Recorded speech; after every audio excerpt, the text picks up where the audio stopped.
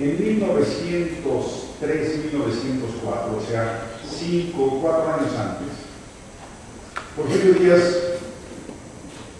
contaba con 1830, 70, 74 años. Viene la reelección de 1904, ¿sí? Remontando. Esa reelección, ya Porfirio Díaz con 74 años, generó muchas inquietudes entre su equipo de trabajo. Y entonces, en lugar de entregarle el poder a un grupo o a otro, o la misma presidencia, lo que hizo Porfirio Díaz fue restaurar. Porfirio Díaz en 1908 aparece en la entrevista de Askelima y dice: hay que organizarse en partidos políticos. Yo ya no voy a competir en 1910. El pueblo ya está listo. Está mandando el siguiente mensaje: ya no creo en la mecánica sucesoria vía la vicepresidencia. Ahora quiero que sea mejor. ¿Por qué? Porque su vicepresidente le había resultado insatisfactorio. Corral había sido un vicepresidente muy gris, desprestigiado. Él era de Sonora, jefe de Izaba, estaba desprestigiado por lo de Cananea, miembro del grupo científico, desprestigiado por la crisis económica. Entonces, el mensaje de Díaz es: ya no, la mecánica sucesoria ya no va a ser ya vicepresidente, va a ser un juego más abierto, va a haber elecciones libres. Eso es lo que promete.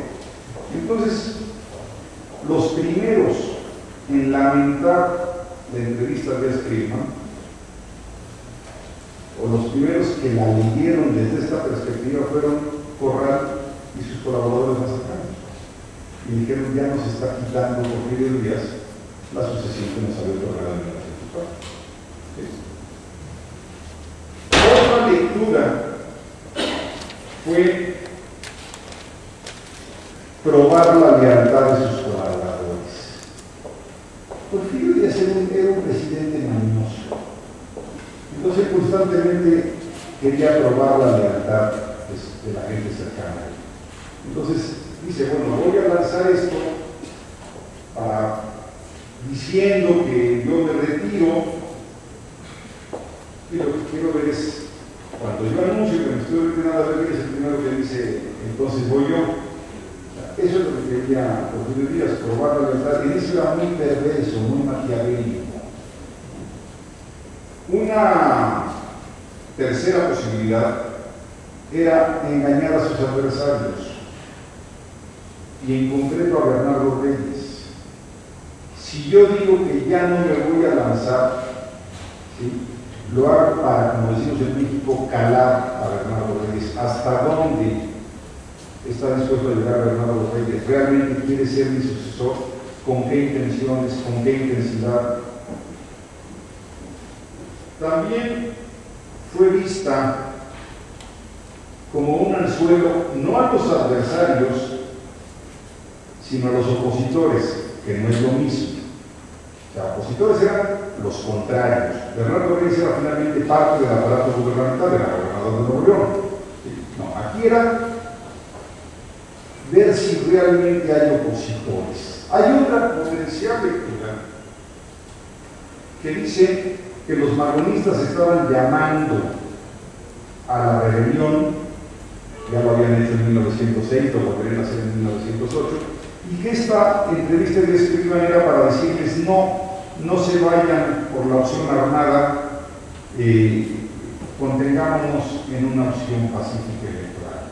Cuando Porfirio Díaz permite, alienta que se publiquen en el Imparcial, es que las está oficializando. O sea, no podemos decir que fue un desliz, que las publicó un periódico sin la autorización de Porfirio Díaz, que se fueron publicadas, que fueron traducidas y publicadas de manera clandestina. No. Haberlas publicado en el Imparcial equivaldría a haberlas presentado hoy con Joaquín Tesoro. O sea, era versión oficial. Los Porfirio Díaz quieren que se lea. ¿Por qué? Todavía no lo sé. Como un presidente tan experimentado en política, comete ese error tan flagrante. ¿Cuáles fueron los efectos de publicarla?